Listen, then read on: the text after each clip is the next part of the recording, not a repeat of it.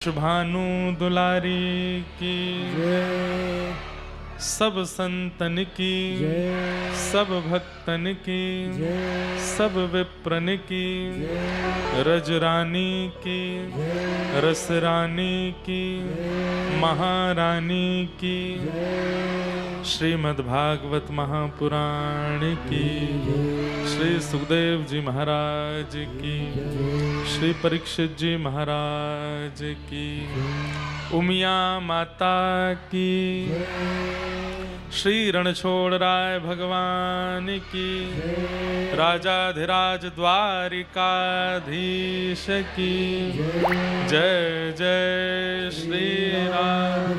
नमः पार्वती पतये हर हर महादेव। जय जय श्री राधे।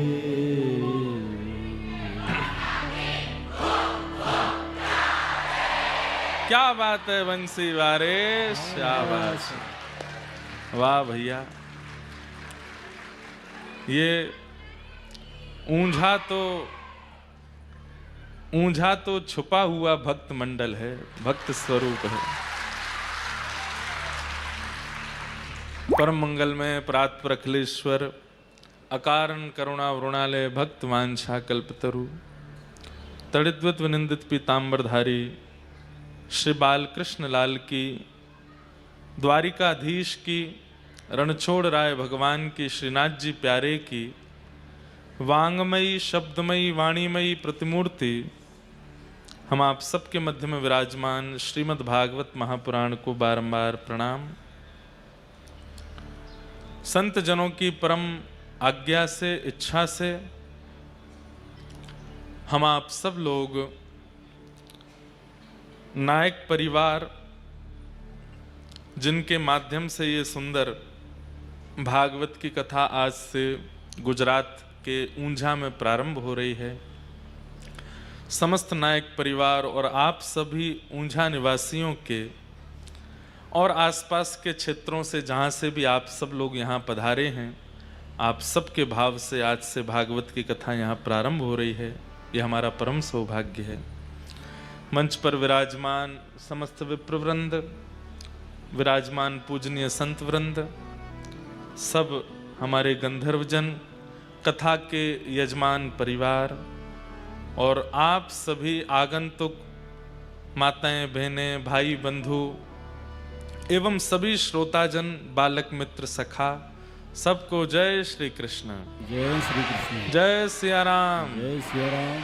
जय श्रीमन नारायण। जय श्री राम। जय जय श्री राधे। जय जय श्री राम। ठाकुर जी की बड़ी कृपा है। हर दिन ठाकुर जी की सेवा में व्यतीत होता है। परसों कथा राजस्थान के कोटा में विश्राम हुई। कल प्यारे श्रीनाथ जी के मधुर दर्शन हुए।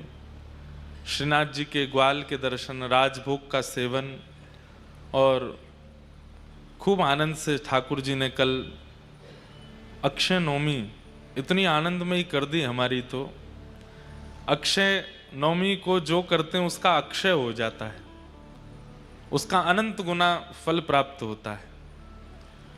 कल प्यारे श्रीनाथ जी ने, श्री गोवर्धन नाथ जी ने ऐसे दर्शन दिए हैं, शायद संपूर्ण आज तक के दर्शनों में ऐसे दर्शन हमको कभी नहीं हुए जैसे कल हुए। सब दर्शनार्थियों के एक समय है जाने का भीतर, उसी समय पर हम भी पहुंचे, लेकिन ठाकुर जी के यश गाने का ये फल हमको मिल गया कि ठाकुर जी थोड़ी हमको प्रायोरिटी दे देते हैं कभी कभी। तो जैसे ही कपाट खुले श्रीनाथ जी के, उससे पूर्व ही सबके दर्शन खुलने से पूर्व जब भीतरिया बस दर्शन करते हैं, उसी समय हमको भीतर ले गए। पूरे मंदिर में अकेले हम खड़े श्रीनाथ जी को देख रहे हैं, श्रीनाथ जी के मधुर दर्शन कर रहे हैं। इतना सुख से ठाकुर जी ने दर्शन दिया। कल के दर्शन की तो हम बार बार स्मृति कर रहे हैं हृदय में और बस आनंदित हो रहे हैं। अच्छा, हमारा स्वरूप है कि हम जब भी कहीं मंदिर में दर्शन करने जाते हैं तो ठाकुर जी से मन ही मन बात करते हैं। जैसे लाल जी अगर मेरे वस्त्रंते न को आपको कछु मैच है गयो तो मान जाऊंगा कि आप मोते राजी हो। लाल जी अगर आज आपने मुकुट पहनो होगा तो मैं मान जाऊंगा आप राजी हो। लाल जी अगर आपने आज कोई गुलाब को कछु भी धारण कर रखो होगा गुलाबी रंग को तो मैं मान जाऊंगा राजी हो। और फिर ये भी सोच लेते हैं अगर ये नहीं भयो तो समझ जाऊंगा कि मैं कछु गड़बड़ी कर रहा हूं और आप मुझसे नाराज हो। तो जरूरी नहीं हर बार जैसा सोच के जाते हैं वैसा ही मिले, कई बार नहीं मिलता तो फिर संकेत हो भी जाता है कि ठाकुर जी राजी नहीं है, कुछ सुधार करने की आवश्यकता है। तो कल एक पटका पहना था, उसमें काली धारी थी और बीच बीच में थोड़ा मट्टी रंग का, मट्टी रंग और काला रंग, ये दो रंग थे। मतलब मट्टी रंग कैसा होता है, गोल्डन कलर का, और उस पर काली धारी, ऐसा पटका था। तो मैंने विचार किया, मैंने कि हे श्रीनाथ जी अगर आप मुझसे राजी हो तो आज कछु विशेष दर्शन दो। और मैंने पटका की ओर भी देखो, अच्छा डर भी लगे कि नहीं मैच भय, तो सोचने में डर भी लगता है। कई बार ऐसा भी होता है कि सोच लेते हैं मन में कि आज ठाकुर जी ऐसा श्रृंगार भयो, ऐसी माला भई या ऐसा कुछ भयो तो मैं मान लूंगा राजी हूं। पर जैसे जैसे मंदिर आवे तो मैं नहीं वो सब नहीं हो तो भी चलेगा, कोई दिक्कत नहीं, आप नाराज हो ये नहीं पता चलना चाहिए हमको। पर कल विचार कियो कि आज अक्षय नवमी है नाथ, कछु तो करो, कछु तो एक अनुभव कराओ कि कोई भाव सो आप हो। और एक बात और कह में कि लाल जी कहीं अभिमान नहीं आ जाए, क्योंकि कई बार ऐसा भी हुआ कि हमने ठाकुर जी से कोई बात कही और ठाकुर जी ने वो स्वीकार कर ली, तो मान आने का भी भय रहता है ना कि हमें मान आ गया। आप सबको इसलिए बता रहे हैं ताकि और विश्वास दृढ़ हो। तो कल लाइन में खड़े सोच रहे कि लाल जी कछु न एक विशेष है गयो ना तो मैं मान जाऊंगा कि आप राजी हो। सेवा करते हैं, कथा सुनाते हैं, अध्ययन करते हैं, इतना भागदौड़ करते हैं, इतनी मेहनत परिश्रम तो कुछ कर नहीं रहे वैसे, पर फिर भी करते हैं, तो कहीं से तो पता चले कि ठाकुर जी राजी हैं कि नहीं। हम कथा सुनाते हैं, आप लोगों को कुछ भाव समझ आवे, आपके जीवन में परिवर्तन आवे, इसलिए भी, अपने लिए भी, कि हमको भी तो, हम भी भक्ति पथ पे चल रहे हैं ना, तो हमें भी कुछ ना कुछ लाल जी का अनुग्रह प्राप्त होता रहे। तो जैसे ही मंदिर के भीतर पहुंचे, साथ में सब लोग, हमारे भाई लोग सब साथ में थे, पर एक पंडित जी भीतर से आए, बोले आपको भीतर बुला रहे हैं। भीतर गए तो उत्थापन के दर्शन खुले हैं, सब राग रागनियां गा रहे हैं, पद गा रहे हैं, ठाकुर जी गैया चरा करके लौटे हैं। और उसी समय बोले आप यहाँ खड़े हो जाओ। पूरे मंदिर में कोई नहीं, एकांत, ठाकुर जी श्री जी बाबा सामने खड़े। द्वार खुल रहे थे सबके, पर 5 मिनट पहले भीतर आ गए। एक विशेषता फिर दूसरा, कल ठाकुर जी ने जरी को श्रृंगार धारण कियो और वहां में गोल्डन पोशाक और वहां में नेक नेक कारी कारी धारी और ऐसी सुंदर पाग, आहा, देख करके आनंदित है गए।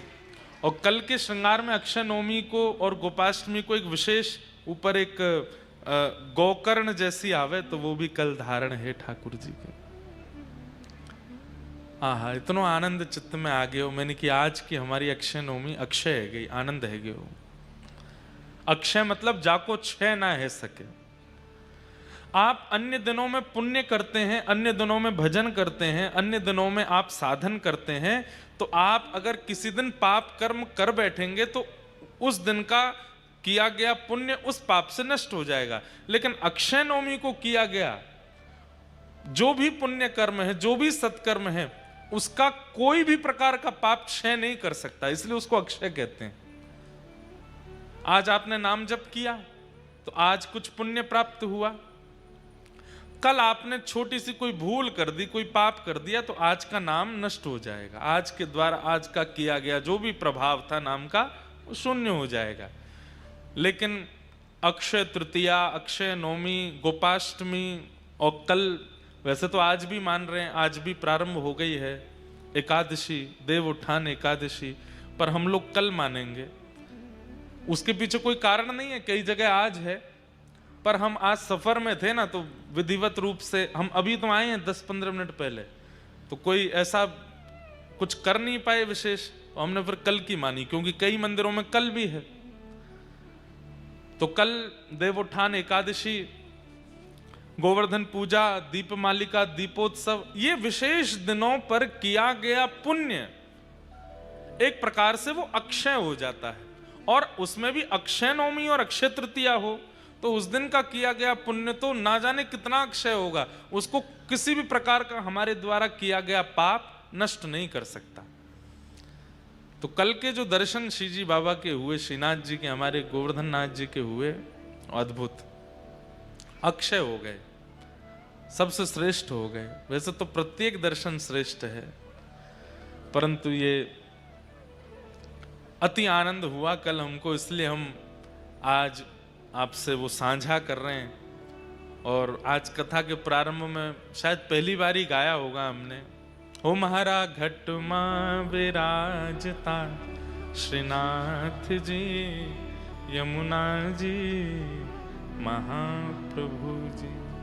अब आप सब गुजरात के हैं, किसी एक से हम शिक्षा ले लेंगे कि और कैसे गवेंगे शब्द आगे के, तो फिर गाएंगे, एक दिन और विस्तार से गाएंगे। और भी कई गुजराती पद आते हैं हमको, पर विधिवत रूप से कहीं गाने का ऐसा साहस नहीं कर पाए, पर इस बार ऊंझा में गाएंगे, खूब धुआंधार गुजराती गाएंगे। तो अब धीरे धीरे हम सोच रहे हैं कि अब कथा करते करते हमको 10 वर्ष हो गए, अब थोड़ा थोड़ा भाषाओं का ज्ञान भी लें, थोड़ी थोड़ी गुजराती सीखें, थोड़ी मराठी सीखें, थोड़ी। वैसे हम ही कहते हैं कथा में कि एक ही रहो, अनेक होने की क्या आवश्यकता है। पर दाल चावल सादा खाओ, उसका अपना स्वाद है, पर उसमें थोड़ा अचार डाल दो, थोड़ा दही मिला लो, थोड़ा पापड़ डाल लो, थोड़ा उसमें नींबू निचोड़ दो, थोड़ा उसमें और विशेष कुछ और विशेष जोड़ दो, तो खूब सारी चीज मिल जाती है, तो और स्वाद आ जाता है पाने में। तो ऐसे ही दाल चावल तो हम हैं ही, अब धीरे धीरे थोड़ी गुजरात की मिठास भी जोड़ देंगे, थोड़ी पंजाब का हमारे का चटपटा भी जोड़ देंगे, मराठी महाराष्ट्र का थोड़ा उसमें महाराष्ट्र में क्या होता है पूरन पोली जोड़ देंगे, बंगाल के रसगुल्ला जोड़ देंगे। बंगाल के, अच्छा एक बात और, बंगाल का रसगुल्ला नहीं है, रसगुल्ला उड़ीसा का है, बंगाल का तो सौंदेश। तो ऐसे सब जगह जाते हैं कथा करने, तो सब थोड़ी थोड़ी भाषा आ जाए, उनमें थोड़ा कुछ गाएं, कुछ कहें, सुख मिलता है। तो आज से हम ऊंझा में कथा कहने के लिए आए हैं, आप सब लोग एकत्रित हुए हैं। नित्य कथा शाम 7 बजे शुरू हो जाएगी, और हमें जान के बहुत अच्छा लगा कि यहाँ सब लोग भोजन प्रसाद पाके फिर कथा सुनने आते हैं। हाँ, खाली पेट कथा नहीं सुनते हैं, सब लोग भोजन आदि, डिनर आदि करके आते हैं अपना। अद्भुत कथा है, हमने आज तक कभी ऐसी कथा नहीं करी रात में 7 बजे से 10 बजे तक।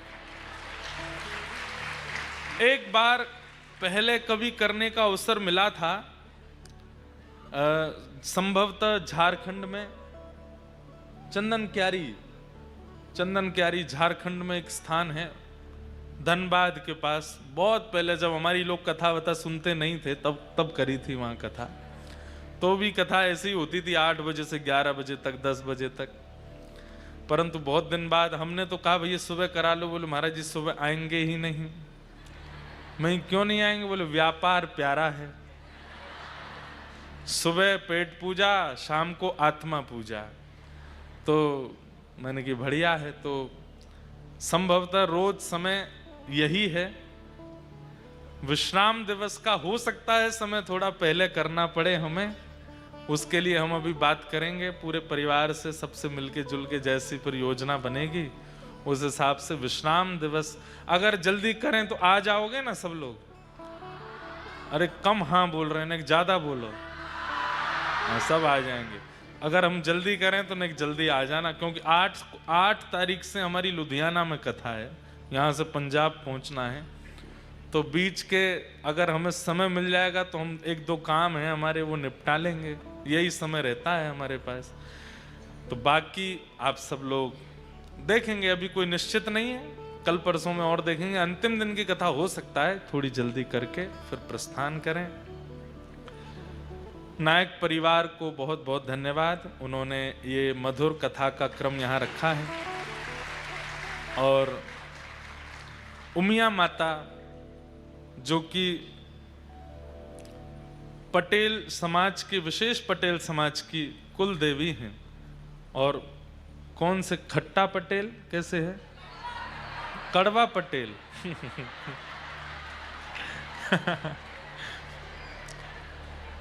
तो कर वाह है कि कड़ वाह है, ड़ है ड़। वाह। एक तो गुजरात में भी कहीं कहीं थोड़ा बदला रहता है ना, तो होंगे तो मीठे ही पर कड़वा पटेल।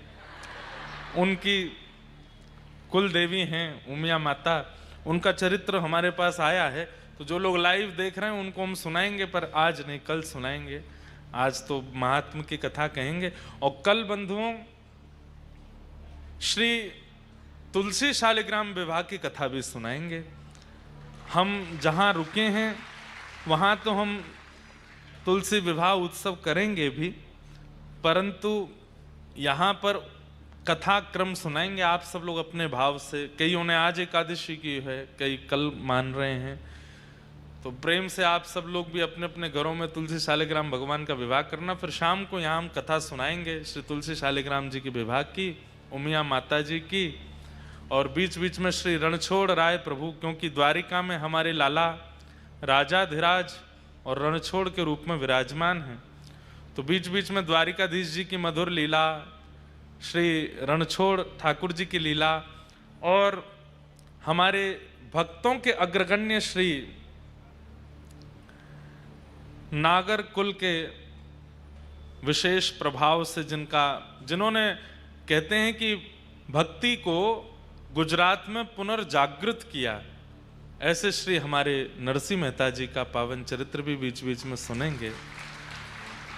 आप सब लोगों को पुनः पुनः बहुत बहुत प्रणाम।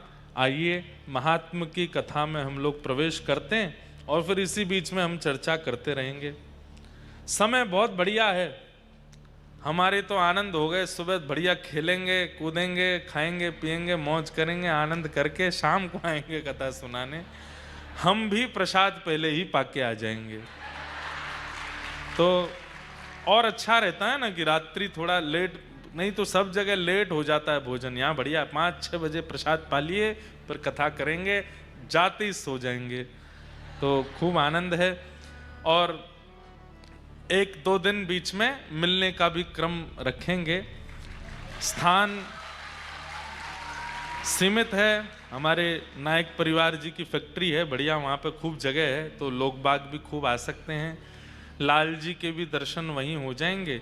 कब होगा वो क्रम कल हम बता देंगे, बाकी तो लाल जी यहाँ पहले ही आके विराजमान हो गए हैं। और ऊंझा में हम तो पहली बार आए, पर हमारे लाल जी पहले आ चुके हैं, नहीं आए अभी तक। एक बार क्रम सुनने में आया था कि गांधी धाम जाते समय आ रहे थे रास्ते में, पर गांधी धाम से थोड़ा ज़्यादा उनको स्नेह है इसलिए सीधे पहुंच जाते हैं, पर अब ऊंझा भी आते रहेंगे।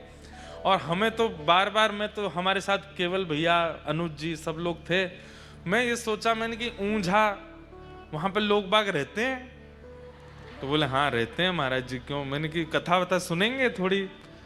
मैंने हम कोई ब्रज की बात बताएंगे, ब्रज भाषा बोलेंगे, उनको समझ आएगी। तो बोले आप चलो तो सही महाराज, खूब आनंद होगा। लेकिन यहाँ देख करके हम तो हैरान रह गए, भाई ये तो खूब आनंद है ऊंझा में। तो आप सबको खूब खूब प्रणाम, खूब भाव से आना, खूब अपने सारे काम निपटा के 7 बजे पहुंच जाया करना रोज। खूब भाव से कथा सुनेंगे। 7 दिन के लिए ऊंझा को वृंदावन बनाएंगे, खूब आनंद करेंगे, ऐसी मन की भावना है। आइए महात्मा की कथा में प्रवेश करते हैं। भाव से सब लोग श्रवण करो। श्री वृंदावन बिहारी लाल की, सच्चिदानंद रूपाय विश्वोत्पत्त्यादि हेतवे तापत्रय विनाशाय श्री कृष्णाय वयम नमः। भगवान के 3 रूप, 3 कर्म और 3 गुणों के बारे में इस श्लोक में बताया गया। आज महात्म है, भागवत जी का महत्व क्या है, इस विषय पर हम लोग चर्चा करेंगे। बहुत ध्यान पूर्वक सब लोग श्रवण कीजिएगा। भगवान के 3 रूप हैं, सत्य, चैतन्य और आनंद। मैं कभी कभी कथा में कहा करता हूं बंधुओं, नाम जप करने वाला, तिलक स्वरूप नित्य लगाने वाला, कथा श्रवण करने वाला, परिक्रमा करने वाला, ठाकुर जी की नित्य सेवा करने वाला, उसको आध्यात्मिक धार्मिक माना जाता है, वो भगवान का प्रिय माना जाता है।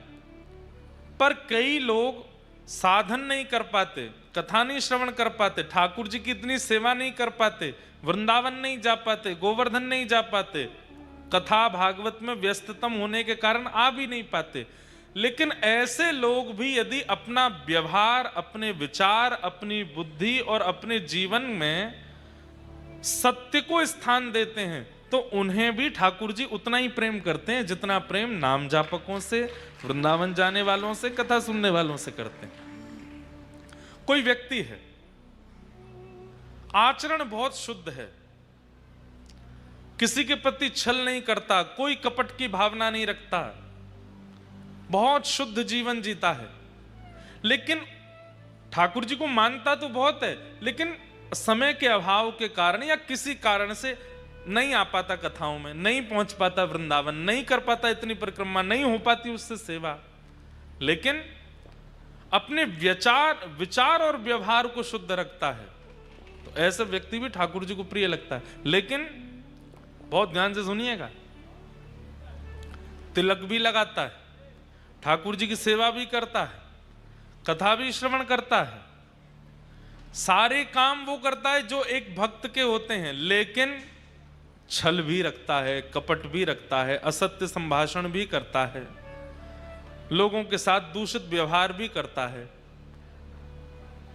2 नंबर के कारोबार आदि भी करता है। ठाकुर जी को वो कहीं ना कहीं ज्यादा अप्रिय लगने लगता है। क्यों? ठाकुर जी कहते हैं तू गलत काम कर, अपना कर, मुझे कोई दिक्कत नहीं, संसार में भांति भांति के लोग हैं, लेकिन फिर ये आडंबर मत करो, तिलक भी लगाना है, वृंदावन भी जाना है, परिक्रमा भी करनी है, सेवा भी करनी है, मतलब सेवा पूजा भी कर रहे हो और फिर दूसरे प्रकार से ये सारे गलत कार्य भी करते हो। ठाकुर जी को वो कहीं ना कहीं बहुत ज्यादा अप्रिय लगते हैं ऐसे लोग, उनसे ठाकुर जी दूर ही रहते हैं। इसलिए प्रयास कीजिए, अगर आप कथा में आते हैं, अगर आप तिलक स्वरूप धारण करते हैं, अगर आप परिक्रमा आदि करते हैं, तो कम से कम आपके विचार, व्यवहार और आपकी मन की स्थिति में भी सत्य विराजमान हो, क्योंकि सत्य भगवान का स्वरूप है।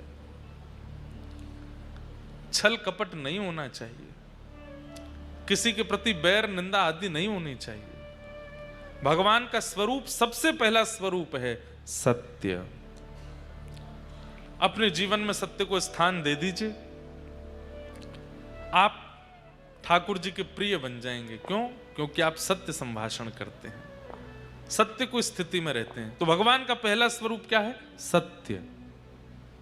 ठाकुर जी का दूसरा स्वरूप है चैतन्य। चैतन्य का अभिप्राय क्या है?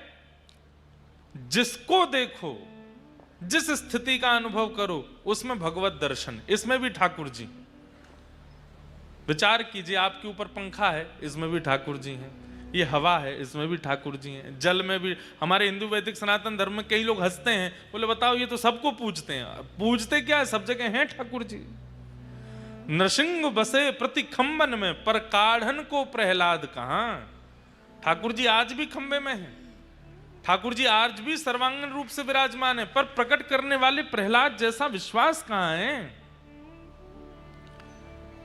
भक्त की दूसरी स्थिति क्या? सर्वम खलु इदम ब्रह्म। सब में ठाकुर जी की भावना रखे।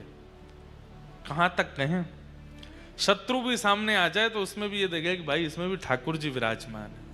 हमारे महाराष्ट्र के श्री नामदेव जी महाराज सब जगह ठाकुर जी को देखते हैं। भूत में भी ठाकुर जी, चूहा में भी ठाकुर जी, कुत्ता में भी ठाकुर जी, काले में भी ठाकुर जी, गोरे में भी ठाकुर जी, सब जगह ठाकुर जी। सबको प्रसिद्ध कथा है, पता है कि कुत्ता रोटी लेके भागा तो पीछे घी का डिब्बा लेके भागे, अरे पंडरीनाथ, अरे विठलनाथ, रूखी रोटी मत खाना, घी चुपड़ने दो थोड़ी सी। तो कुत्ते में से ठाकुर जी प्रकट हो गए और प्रकट होकर के बोले, हे नामा, हम तुझे यहां भी दिख गए। तो बोले, आप हो नहीं क्या यहाँ पे? आप यहां पर भी तो हो। श्री एकनाथ जी महाराज की प्रसिद्ध कथा आती है, गंगोत्री से गंगा जल लेकर के निकले हैं पैदल, कहां? रामेश्वरम के लिए। कहां गंगोत्री? उत्तर में हिमालय की गोद में, और कहां रामेश्वरम? दक्षिण भारत के बिल्कुल कन्याकुमारी के पास, भारत का अंतिम छोर। इतनी लंबी पैदल यात्रा क्यों कर रहे हैं? कि मैं अपने हाथ से लिया गया गंगोत्री जल स्वयं रामेश्वर भगवान पर डालूंगा। महीनों चलते चलते चलते चलते जब रामेश्वरम पहुंचे, सामने मंदिर दिख रहा है रामेश्वर भगवान का, और उसी समय बस नृत्य करने लगे, मेरी यात्रा पूर्ण हो गई, अब मैं रामेश्वर भगवान पर गंगा जल डालूंगा। तभी समुद्र का तट देखा, और समुद्र के तट पर एक प्यासा गधा, जीभ बाहर निकली हुई है, तड़प रहा है पानी के लिए, चिलचिलाती धूप पड़ रही है आकाश से, नमकीन जल होता है समुद्र का, पी नहीं सकता। और उसको एकनाथ जी महाराज देखते हैं, और एकनाथ जी सोचते हैं, अब क्या करूं? सामने मंदिर है जिसके लिए इतनी लंबी यात्रा करके आया हूं, और एक तरफ एक जीव है जिसको पानी की अति आवश्यकता है। महादेव को प्रणाम किया, हे महादेव, इतने महीनों की यात्रा आपके चरणों में अर्पित करता हूं, पर क्षमा कीजिएगा, ये गंगोत्री का जल आप पर अर्पित नहीं कर पाया, पर आप तो सबघटवासी हैं, मेरे जल को इस रूप में ही स्वीकार कर लेना। गधे के मुख में जाकर के जैसे ही गंगा जल अर्पित करने लगे, देवादिदेव महादेव शंकर भगवान वहीं प्रकट हो गए। प्रकट होकर के श्री एकनाथ जी महाराज को हृदय से लगा लिया। कहने का अभिप्राय, अरे लोगों में देखने की बात बहुत दूर की है, अपने घर के ठाकुर जी और मंदिर के ठाकुर जी में भी हम भेद कर लेते हैं। अगल बगल के लोगों में ठाकुर जी को देखना ये तो बहुत दूर की बात है। हम लोगों की स्थिति तो ऐसी है कि मंदिर के ठाकुर जी को हम ज्यादा श्रेष्ठ मानते हैं और अपने घर के ठाकुर जी को हम कम श्रेष्ठ मानते हैं। इस सर्वम खलु इदम ब्रह्म वाली स्थिति कैसे बनेगी हमारी? सब में ठाकुर जी का अनुभव करो, धीरे धीरे करो। जरूरी नहीं कि आज कथा सुनी आज रात से ही सब में देखने लगे ठाकुर जी, ऐसे नहीं। ये बनावटी नहीं करना है, आपके स्वभाव में आ जाए। आप जब तुलसी जी को देखते हैं, आप जब घास फूस देखते हैं, किसी जीव को देखते हैं, किसी मानव को देखते हैं, किसी स्थूल वस्तु को देखते हैं, आपके हृदय में तुरंत प्रणाम की भावना आवे, अपने आप ही मन में आने लगे सब जगह तो ठाकुर जी हैं ही। सर्वम खलु इदम ब्रह्म, ये भगवान का दूसरा रूप है, चैतन्य। ठाकुर जी की पहली उपस्थिति सत्य में है, ठाकुर जी की दूसरी उपस्थिति चैतन्य में है। कोई लोग कहते हैं ना, आप इतने साल से कथा कर रहे हो, ठाकुर जी देखे आपने? और अगर देखे हैं तो हमको दिखाने की कोई एक सूक्ष्म बात बताओ। ये तीन स्थिति बना लीजिए, आपको ठाकुर जी दिख जाएंगे। सबसे पहला, सत्य आचरण कर लीजिए। दूसरा, सब में ठाकुर जी की दृष्टि रख लीजिए, सब जगह ठाकुर जी हैं। अच्छा, इसमें कई बार ऐसा होगा, लोग बाग आपको पागल भी कह सकते हैं। बताओ, सबको वंदन करता है, सबको पूज लेता है, जो दिख जाए। हमारे वृंदावन में एक मंदिर है, नाम सुना होगा आपने, पागल बाबा, सुना है नाम? पागल बाबा मंदिर है, बहुत बड़ा मंदिर है। मैं भी बचपन में गया था अंदर, अभी तक मेरे को भी जाने का नहीं मिला अवसर। पागल बाबा मंदिर, उनकी बारे में सुना, बंगाल के महात्मा थे। उनका नाम तो कुछ और था, पर दुनिया, वृंदावन के ब्रजवासी उनको पागल बाबा बोलते थे। क्यों? वो चेंटी को भी प्रणाम करते थे। सामने से चेंटी निकल जाती, जय हो, प्रणाम करते। छोटे बालक आ जाते, उनके चरण छूते। मैया बूढ़ी आ जाती, उनके पांव छूते। कोई भी दिख जाता, सबको प्रणाम करते। एक बार सूकर निकला सामने से, नाली में से, उसी को प्रणाम करने लगे, जय हो वराह भगवान की प्रणाम। तो फिर ब्रजवासी कहते हैं बाबा तू तो पागल है, को दिखे। तो बाबा कहते हाँ अमी पागल मानुष, अमी बूझते पारो ना, अमी पागल मानुष, मैं पागल हूं, मुझे कुछ समझ नहीं आता, मुझे सब में ठाकुर जी दिखते हैं। और वहीं वृंदावन के शतक में लिखा है, यत्र प्रविष्टो सकलोपि जंतु आनंद सच्चित घनताम उपैति। वृंदावन की सीमा में प्रविष्ट हो जाने के बाद एक छोटे से छोटा कीट भी ठाकुर जी का स्वरूप होता है। पढ़ते हम सब हैं, सुनते अब सब हैं, मानता कोई नहीं। हम आपको डांट नहीं रहे, अपने ऊपर भी लागू करते हैं। हमारे मन में भी कई चीजों के प्रति नहीं आती भावना कि इसमें परमात्मा है। दोनों को करना है चेंज, मुझे भी आपको भी। धीरे धीरे धीमे धीमे सब में ठाकुर जी की भावना रखना प्रारंभ करो। श्रीनाथ जी इधर भी हैं, श्रीजी बाबा इधर भी हैं, लाडली जी यहाँ भी हैं, हमारे राधारमण जी इधर भी हैं। सर्वम खलु इदं ब्रह्म। तो पहला सत्य, दूसरा चैतन्य। जड़ हो कैसी भी वस्तु हो, लिविंग थिंग हो नॉन लिविंग थिंग हो, सब में ठाकुर जी हैं। भले ही सबके सामने प्रणाम मत करो, पर मानसिक प्रणाम तो कर ही लिया करो, इनमें भी ठाकुर जी। और अंतिम है आनंद। जीवन में कैसी भी स्थिति आ जाए, आप चित्त से अगर आनंदित रहते हैं तो एक प्रकार से आपके चित्त में श्री ठाकुर जी रहते हैं। जरा सी एक घटना हो जाती है, जरा सी कोई परेशानी आ जाती है, सिर पकड़ के बैठ गए, हाय राम जी का है गो, अरे अब कैसे होगा, अब क्या होगा, अब क्यों होगा, चिंता करने लगे, फोन घुमा रहे हैं, इससे पूछ उससे पूछ, ये कैसे। जरा सी बात पर इतनी विचलनता जिनको होती है, वो एक प्रकार से बुद्ध पुरुषों के सामने ये प्रमाणित कर रहे हैं कि उनके चित्त में ठाकुर जी नहीं है। ठाकुर जी होंगे तो कैसे होंगे। कोई घटना घटी, आपको फोन आया कि भैया आपके घर में या आपके परिवार में या आपके व्यापार में ऐसा ऐसा कुछ हो गया, सुन करके अच्छा कोई बात, अभी हमको 1 घंटा फोन मत करना, हाँ संभालो, थोड़ी देर बैठे हैं, श्री कृष्ण गोविंद हरे मुरारे, हे नाथ नारायण वासुदेव। हे ठाकुर जी, हे श्री जी, निश्चित ही आप कोई मंगल विधान सोच के बैठे हैं और उसी मंगल विधान को पूर्ण करने के लिए आपने ये कुछ लीला रची होगी, सब मंगल में होगा, मुझे कोई चिंता नहीं है, बस चाहे जो हो जाए आप हमसे दूर मत जाना, आप हमसे दूर मत होना।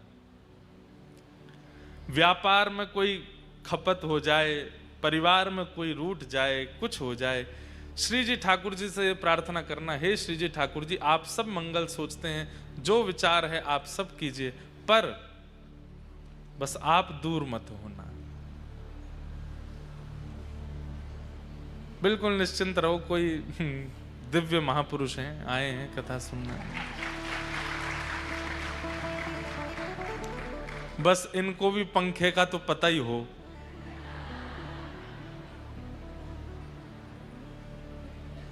जय हो, वाह भैया।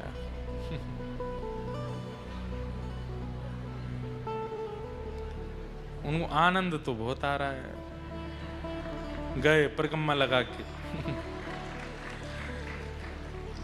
तो मैं क्या बता रहा था, कहां था, जल्दी बताओ। आनंद, गुजरात में भी एक जगह ना आनंद। हर परिस्थिति में प्रसन्न रहे। श्याम प्यारे से जिसका संबंध है, श्याम प्यारे से जिसका संबंध है, वो उसको हर घड़ी आनंद ही आनंद है, उसको हर घड़ी आनंद ही आनंद है, ओ उसको हर घड़ी आनंद ही आनंद है, उसको हर घड़ी आनंद ही आनंद है।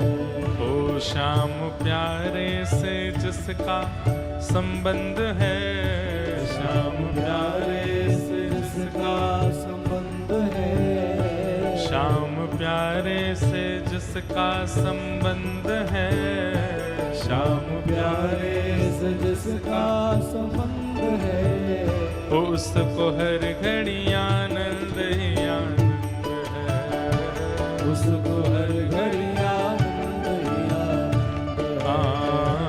उसको हर घड़ी आनंद ही आनंद है, उसको हर घड़ी आनंद ही आनंद है। ओ झूठी ममता से करके किनारा, झूठी ममता से करके किनारा, झूठी ममता से करके किनारा, झूठी ममता से करके किनारा, लेके सच्चे प्रभु का सहारा, लेके सच्चे प्रभु का सहारा, ओ लेके सच्चे प्रभु का सहारा, लेके सच्चे प्रभु का सहारा, ओ जो उसी की रजा में रजामंद है, जो उसी की रजा में रजामंद है, जो उसी की रजा में रजामंद है, जो उसी की रजामंद है, वो उसको हर घड़ी आनंद ही आनंद है, उसको हर घड़ी आनंद ही आनंद है,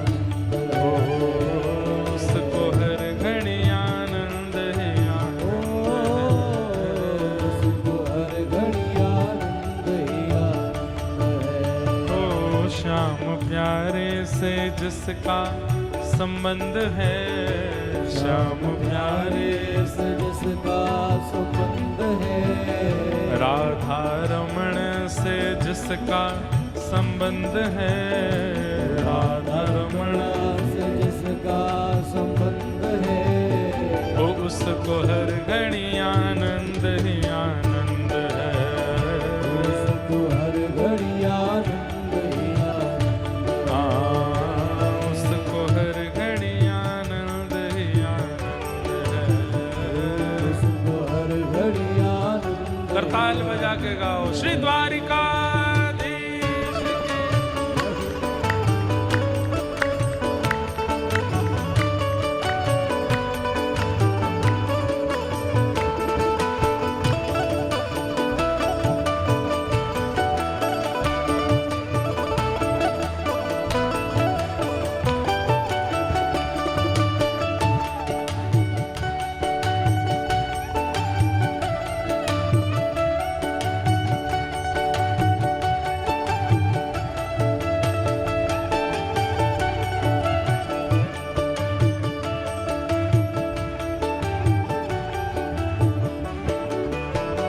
हो निंदा चुगली ना जिसको सुहावे, निंदा चुगली ना जिसको सुहावे, निंदा चुगली ना जिसको सुहावे, निंदा चुगली न जिसको सुहावे, हो बुरी रंगत की संगत न भावे, ओ बुरी रंगत की संगत न भावे, हाँ बुरी संगत की रंगत न भावे, बुरी संगत की रंगत। और सबसे बढ़िया बात, जिसके हृदय में बाल मुकुंद है, जिसके हृदय में बाल मुकुंद है, जिसके हृदय में बाल मुकुंद है, जिसके हृदय में बाल मुकुंद है, वो उसको हर घड़ी आनंद ही आनंद है, उसको हर घड़ी आनंद ही आनंद है। हाँ उसको हर घड़ी आनंद ही आनंद है, उसको हर घड़ी आनंद ही आनंद है। ओ श्याम प्यारे से जिसका संबंध है, श्याम प्यारे से जिसका संबंध है, गिरधर लाल से जिसका संबंध है, गिरधर लाल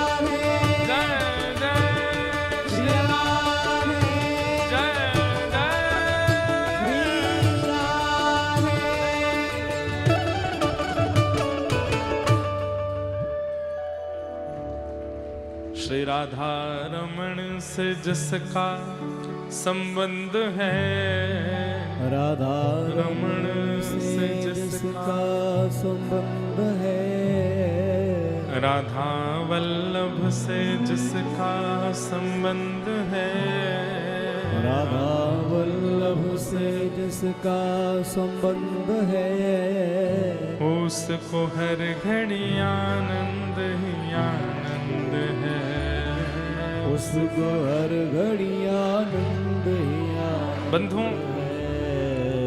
आनंद श्री कृष्ण का स्वरूप है। सब लोग सावधानी से सुनिएगा।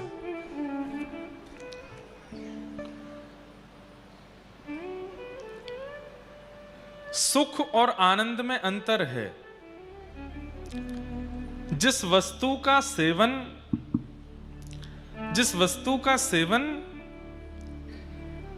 एक समय पर आने पर, एक समय पर एक अवधि हो जाने पर वही वस्तु आपको खलने लगे, वो सुख है। जैसे आप गुजरात की श्रीखंड बहुत हमें प्रिय लगता है, श्रीखंड पाओ, पर श्रीखंड की एक लिमिट है, उतना ही अच्छा लगेगा, उससे ज्यादा अच्छा नहीं लग सकता। हमारे वहां ज्यादातर हमारा आना कच्छ में होता है, तो कच्छ के तरफ जाते हैं तो वहाँ की माताएं बहनें, हमारे वहाँ के परिवारी जन सब वो रोटला बनाते हैं बाजरे का, साथ में सेव की सब्जी, चटनी, छाछ तो जरूर पिलाते हैं। छाछ तो गुजरात में रात में भी पीते हैं। हमारे यहाँ उत्तर भारत में रात को छाछ नहीं पीते, यहाँ रात में भी छाछ, और छाछ नहीं बोलते, छाछ छाछ पियेंगे महाराज जी, छाछ। तो जो भी वस्तु है कितनी भी आपको प्रिय लगती है, लेकिन उसकी लिमिट तय है। संसार में संबंध से लेकर के वस्तु तक सबकी एक लिमिटेशन है। उस लिमिट से ऊपर यदि वो वस्तु जाएगी तो वही वस्तु आपको अप्रिय लगने लगेगी। भले ही गाने बना दिए दुनिया भर के कि कितना प्रेम करते हैं, बोले समुद्र नाप देंगे, पृथ्वी से चंद्रमा तक का प्रेम है, ऐसा प्रेम है, पर नहीं, ये अनलिमिटेड बोलने के लिए होता है, कर नहीं सकता कोई। क्यों? क्योंकि संसार की हर वस्तु एक लिमिट में ही अच्छी लगती है, पर ठाकुर जी के संबंध की जितनी भी वस्तु हैं वो अनलिमिटेड होती है, इसीलिए वो आनंद है, उसमें लिमिट नहीं होती। चाहे ठाकुर जी जितनी कृपा कर दें, जितना अनुग्रह कर दें, जितना आप ठाकुर जी का अनुभव कर लो, जितनी कथा सुन लो, जितना नाम जप कर लो, जितना ठाकुर जी को देख लो, आपका मन नहीं भरेगा। और जहां मन ना भरता हो उसी को आनंद कहा जाता है। जहां मन भर जाए वो सुख है। ठाकुर जी के संबंध की कोई भी भाव में आनंद नहीं है, सुख है। 7 दिन कम लगेंगे, मास कथा 1 महीने की हो जाए तो भी कम लगेगी, चातुर्मास कथा हो जाए तो भी कम लगेगी, जीवन भर कथा सुन लीजिए तो भी आपको लगेगा। अरे श्री भागवत में पृथु जी महाराज का चरित्र आता है। पृथु जी महाराज भगवान से कहते हैं कि हे नाथ, मुझे एक वरदान दे दो। ठाकुर जी बोले क्या चाहिए? बोले मेरे जितने रोए हैं उतने कान प्रकट कर दो। ठाकुर जी बोले 2 कानों से काम नहीं चल रहा है। बोले कि प्रभु आपकी कथा सुनने के लिए बहुत कम पड़ जाते हैं, ऐसी स्थिति कर दो कि रोम रोम से कथा ही सुनता रहूं। ये अनलिमिटेड वाली स्थिति जो आती है, जहां आती है, उसको आनंद कहते हैं। संसार की किसी भी वस्तु में अनलिमिटेड नहीं चल सकता, एक लिमिट है, उससे ज्यादा आप उसका सेवन उपभोग नहीं कर पाओगे।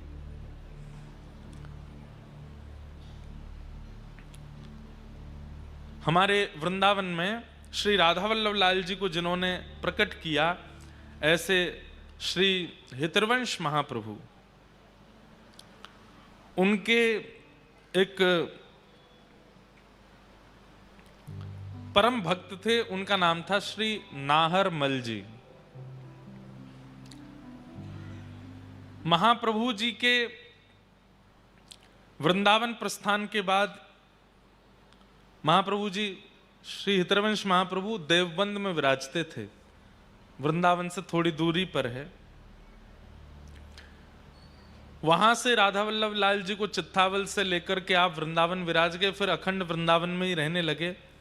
तो देववन में जो महाप्रभु जी की शरण में रहते थे उनको बड़ी व्याकुलता होती थी महाप्रभु जी के दर्शन की। और उनमें से एक थे श्री नाहरमल जी। उनके चरित्र में आता है कि नाहरमल जी 32-35 वर्ष तक तो रहे देवबन में ही, और वहां केवल व्याकुल हृदय से याद ही करते रहे। क्यों? किसके दर्शन की अभिलाषा? महाप्रभु जी को देखना है। 32 वर्ष की अवस्था में अपना सब कुछ होते हुए भी सब छोड़ छाड़ करके वृंदावन आ गए। पत्नी बच्चे परिवार सबके आगे हाथ जोड़ दे, बोले कि मैं अब रह नहीं पाऊंगा। क्यों? बच्चों को देख के तो सबको सुख मिलता है, परिवार को देख के तो सबको सुख मिलता है, पर सजल श्याम घन वरण लीन है, फिर चित अनत ना भटक्यो मेरो मन, गिरधर छवि पे अटक्यो।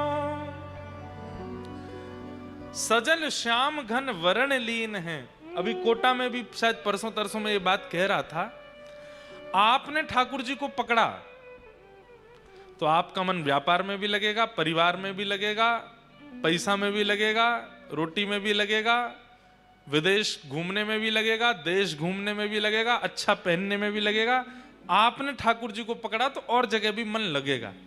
पर अगर ठाकुर जी ने आपको पकड़ लिया और कहीं मन नहीं लगेगा। फिर वस्त्र वो नहीं पहनोगे जिससे सब रीझे। कुछ भी पहना दो तन ढकना ही है, कैसे भी पहना दो। कुछ भी खवा दो पेट भरना ही है, बस प्रसाद होना चाहिए। कहीं भी ले चलो जाना ही है, बस वहां ठाकुर जी का अनुभव होना चाहिए। ठाकुर जी ने अगर आपको पकड़ लिया तो और कहीं मन नहीं लग सकता, सब जगह से मन हट जाएगा। तो ये भी एक प्रमाण है कि अगर सब जगह मन लग रहा है तो अभी तक ठाकुर जी ने नहीं पकड़ा है। सब जगह आनंद आ रहा है, सब जगह सुख मिल रहा है, सब जगह बढ़िया लगता है। अन्यथा मत समझिएगा, हम अपनी प्राइवेट बात ज्यादा बताते नहीं, पर कई लोगों के मन में विश्वास हो जाए इसलिए बताते हैं। हमको ब्याह शादियों में जाना अच्छा नहीं लगता, पता नहीं क्यों। और मैं बहुत, हमारी माता जी पिताजी सबको पता है घर में, मैं विवाह शादियों में कैसे जाना पड़ता है कभी कभी। मैं तो खुद डरता हूं, खुद के ब्याह में कैसे जाऊंगा। उसमें डर नहीं, मतलब ऐसा लगता है कि जोड़ी तो हमारे प्रिया प्रियतम की ही अच्छी है। अब चाहे जो कितना भी कोई दुल्हा सज धज के आ जाए, कितना भी कोई दुल्हन बढ़िया 2.5-3 किलो मेकअप लगा लावे, बढ़िया ठीक है, मंच पे वो लोग खड़े होते हैं, खूब पटाखे फूटते हैं, सब होता है। पर पता नहीं क्यों ऐसा लगता है कि नहीं, युगल तो हमारे प्रिया प्रियतम ही हैं, उनका ब्याह होला हो, उनका हो। अब सब कहता तो हूं मैं, कभी ना कभी हमारा ब्याह होएगा तो ये सब तो होएगा, पर मन में एक भावना आती है, नहीं मुझे ज्यादा रुचिकर लगता। और ब्याह में भी नहीं, किसी के पारिवारिक उत्सवों में मेरे को रुचि नहीं आती। जैसे लोग अपना जन्मोत्सव मनाते हैं, कई लोग फोन करके कथा भी इसलिए कराते हैं कि हमारे इनके जन्मोत्सव में कथा, तो मैं फिर उनको फिर 2-3 साल बाद की तिथि दिलवाता हूं। बोले जन्मोत्सव तो अगले साल है 50वां। मैंने की कोई नहीं, हम 53वें जन्मोत्सव में करेंगे कथा। मन थोड़ा कम लगता है। और शायद यही एक स्थिति होगी जिसके कारण अब कथा करते हैं, थोड़ा असर तो जीवन में पड़ता है ना, तो व्यवहारिक पारिवारिक व्यवहारिक जो क्रियाएं होती हैं उनमें कम रुचि बनती है। और बनेगी ही, इतनी कथा कहते हैं, ठाकुर जी की सेवा करते हैं तो कुछ तो असर पड़ेगा ना। और भी कई ऐसी स्थितियां हैं जिनमें रुचि कम लगती है, तो ये होता ही है। ठाकुर जी जिसको अपने पास खींचने लगते हैं धीरे धीरे, वो धीरे धीरे संसार की कई स्थितियों से अलग होता चला जाता है, थोड़ा विलग होता चला जाता है। सजल श्याम घन वरण लीन है, फिर चित अनत न भटक्यो, मेरो मन गिरधर छवि पे अटक्यो। तो श्री नाहरमल जी महाप्रभु जी के वियोग में इतने व्याकुल रहने लगे, 32 वर्ष हो गए उनको दूर रहे रहे, अब उनसे रहा नहीं गया। अब तो हाथ पांव जोड़े पूरे परिवार के, बोले मैं जा रहा हूं। और सब कुछ होते हुए भी सब छोड़ छाड़ करके वृंदावन आ गए। और जैसे ही वृंदावन पहुंचे, आहा, सीमा में प्रवेश करते ही मानो जैसे भूख प्यास निद्रा सब प्राप्त हो गई हो, नृत्य करने लगे, आनंदित हो गए। यह आनंद है। आज सोने में आनंद आता है, खाने में आनंद आता है, पीने में आनंद आता है, पर वो आनंद नहीं, वो सुख है। बिना निद्रा के, बिना भोजन के, बिना पानी के आपको सुखी करने की सामर्थ्य केवल ठाकुर जी के धाम और ठाकुर जी की लीला और ठाकुर जी के दर्शन में है। निद्रा की इच्छा नहीं होगी। सुबह सुबह 4 बजे मंगला दर्शन होते हैं, 3 बजे लोग पहुंच जाते हैं। सोते कब हैं? सोए कब? हमारे श्री प्रेमानंद जी महाराज 2:30 बजे 3 बजे 4 बजे निकल पड़ते हैं। पहले तो 2:30-3 बजे निकलते थे। मैं कहता बाबा सोवे कम है, कब सोते हैं? और उठ जाते हैं, उठ करके फिर पूरे दिन का उनका क्रम है बहुत कम। निद्रा कम हो जाती है, भोजन कम हो जाता है, जल कम हो जाता है, व्यवहार कम हो जाता है, लेकिन मुखमंडल का तेज, हृदय का आनंद, वाणी में सरसता, और बस उपस्थिति से सबके चित्त में सकारात्मकता सब प्रकट हो जाती है। क्यों? क्योंकि चित्त में आनंद है। और वो आनंद तभी प्रकट होता है जब ठाकुर जी वर्ण करते हैं। आपके वर्ण करने से नहीं होगा। आप कितनों पकड़ो ठाकुर जी को, ठाकुर जी आपको पकड़ लें। सब छोड़ छाड़ करके वृंदावन आ गए। और वृंदावन आकर के नाहरमल जी ने जैसे ही श्री राधा वल्लभ जी के दर्शन किए, हितरवंश महाप्रभु के दर्शन किए, बस नेत्रों से अश्रुपात होने लगा। अब भले ही मेरे प्राण निकल जाएं। क्यों? सर्वस्व प्राप्त हो गया। महाप्रभु जी बोले, अरे नाहरमल तू काय को आ गए हो? सब तो हतो तेरे पास देव बन में, परिवार आदि सब। बोले सब हते, आप नहीं थे। सब थे, राधा वल्लभ जी नहीं थे, इसलिए आ गया। तो आनंद किसको कहते हैं? जहां सीमा पार हो जाए, लिमिट क्रॉस हो जाए, अवधि पार हो जाए, और तब भी आनंद घटे ना, तब भी वह प्रसन्नता घटे ना, उसको आनंद कहते हैं। और वही श्री कृष्ण है। पानी पूरी अच्छी लगती है, 10 पानी पूरी खा लो, 11 खा लो, 12 खा लो, 13वीं 14वीं में यम दिखने लगेंगे, ठाकुर जी नहीं दिखेंगे। रसगुल्ला बढ़िया लगते हैं, 6-7 खा लो, 8वें 9वें में यमदूत दिखने लगेंगे। वो रसगुल्ला ही यमराज जैसा लगेगा। भैया अब मत दो, ले जाओ, अब नहीं खाना। पर ठाकुर जी की भक्ति, ठाकुर जी की कथा, 3, 4, 5 घंटे निकल गए अगर कथा सुनते सुनते। उसके बाद घड़ी देख के चौंक जाएंगे, अरे 5 घंटे हो गए, मैं बैठा ही हूं, मैं सुन ही रहा हूं, मैं कैसे सुन सकता हूं? और उस समय पर अपने आप पर आश्चर्यचकित होकर के आपके नेत्रों से अश्रुपात हो जाए, वही आनंद है, वही श्री कृष्ण है। जहां अवधि पार हो जाए फिर भी सुख लगे, वही श्री कृष्ण। ऐसे भगवान के 3 रूप हैं, सत्य, चैतन्य और आनंद। 3 भगवान के कर्म हैं, विश्व की उत्पत्ति, पालन और संहार। उत्पन्न करना, फिर उसको पालन करना, अंत में संहार कर देना। तापत्रय विनाशाय, 3 प्रकार के तापों का जो नाश करते हैं, ऐसे श्री कृष्ण को हम बारंबार प्रणाम करते हैं। श्री कृष्णाय वयम नमः। बंधुओं, महात्म की चर्चा में सबसे पहले सौनकादि ऋषि 88,000 सौनकादि ऋषियों ने सूत जी महाराज से प्रश्न किया, भगवत प्राप्ति का कलिकाल में सर्वोत्कृष्ट साधन क्या है? ठाकुर जी को प्राप्त करने का कलयुग में सबसे श्रेष्ठ साधन क्या है? तब श्री सूत जी महाराज कहते हैं, श्रीमद् भागवती वार्ता, भागवत की कथा। आप चाहे हम खुद अनुष्ठान करते हैं, खुद यज्ञ करते हैं, खुद सब कुछ करते हैं, पर सबकी एक अवधि है, उतना ही करते हैं, पर बाकी के समय केवल और केवल कथा में ही रहते हैं। श्रीमद् भागवत की कथा सुनिए और उसको पालन करने लग जाइए, इसी से ही ठाकुर जी मिल जाएंगे। तत्श्रवण प्रपठन विचारण परो भक्त्या विमुच्येन नरः। भागवत जी का आश्रय ले लीजिए, कथा से ही ठाकुर जी मिल जाएंगे। एक काशी में ब्राह्मण थे, बचपन से ही उनको भागवत जी पढ़ने का शौक लग गया। बताओ, ऐसे शौक लगे तो कितना अच्छा।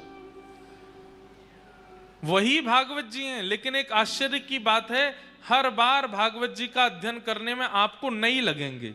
ये भागवत जी का आधुनिकता है। जितनी बार आप सुनोगे, जितनी बार आप पढ़ोगे, जितनी बार आप अध्ययन करोगे, उतनी बार भागवत जी नवीन हो जाती हैं। पुरा अपि नवम इति पुराणम, इसीलिए पुराण है। और पुराण भी नहीं है, महापुराण है। तो काशी में एक विद्वान रहते थे, बचपन से उनको भागवत जी पढ़ने का शौक लग गया। अब तो ऐसा शौक लगा, उठते बैठते चलते फिरते बस उनको यही लगता मैं कहीं एक आसन लगा के बैठ जाऊं, भागवत जी पढ़ूं। परिवार के बच्चों के साथ खेलने भी जाते तो बच्चे खेलते वो बैठ के अपने भागवत जी पढ़ते रहते। सब लोग गंगा स्नान के लिए जाते, वो गंगा स्नान करके तुरंत भागवत जी पढ़ने लगते। सब ब्याह में गए, वो पीछे बैठ के भागवत जी पढ़ते रहते। इतना भागवत जी के प्रति आदी हो गए कि कोई और कामकाज उनको भाता नहीं था। घर वालों ने कहा ब्याह करा दो इसका, अपने आप बुद्धि ठिकाने आ जाएगी। कोई काम नहीं करता, धंधा नहीं करता, पूरे दिन ये किताब सी पढ़ता रहता है। किताब नहीं है, साक्षात कृष्ण है भागवत जी। घर वालों ने विवाह करा दिया। विवाह के बाद भी वही बात है ना, ठाकुर जी जिसको पकड़ लें वो कैसे भी नहीं बदलेगा। विवाह के बाद भी भागवत जी को नहीं छोड़ा। रात्रि में नींद खुल जाती है तो उठ के हाथ मुंह धो के आचमन करके भागवत जी पढ़ने लगते हैं। सुबह उठते हैं तो भागवत जी पढ़ते मिलते हैं, दोपहर में तो भागवत जी। पत्नी भी कुछ दिन तो सहती रही, उसको भी लगा ये कुछ करते धरते नहीं। एक दिन पतिदेव से कहा, गृहस्थ आश्रम में आ गए हैं, थोड़ा कुछ कार्य धंधा भी किया कीजिए। देवी, हम आपसे एक सत्य बात कहें। बोले क्या? हम और सब कामों में नालायक हैं, नहीं कर पाएंगे। आप देख लो, कुछ आपको भाई तो कर लो घर चलाने के लिए, हमसे नहीं होगा। आजकल की कन्या होती तो छोड़ के चली गई होती, पर पुराने भारत के बोले अब क्या करें, हम ही कुछ करते हैं। तो वो घर घर जाती, भोजन बनाती और उससे जो वेतन मिलता उससे घर चलता था। पतिदेव कुछ नहीं करते। चलने लगा घर, 2-3 बालक भी हो गए, लेकिन भागवत जी के प्रति मोह घटा नहीं।